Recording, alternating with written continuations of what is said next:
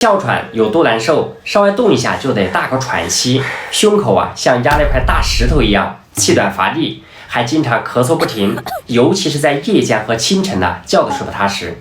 那有哮喘的朋友，尤其是上了年纪的老人，除了控制药物和缓解药物之外呢，还有一个中成药补肺丸，大家得记好了。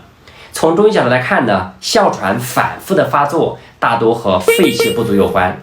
那肺是主宣发速降的，肺气失宣就容易出现咳喘无力、胸闷气短等情况。咱们可以遵医嘱用点补肺丸来调理，它是由黄芪、党参、紫菀等多药材配伍组成，能够补肺益气、止咳平喘，适用于肺气不足导致的气短喘咳、干咳、痰黏的情况。当然平时咱们还可以适当的做一些体育锻炼，比如慢走、练练八段锦、太极拳等等。您记住了吗？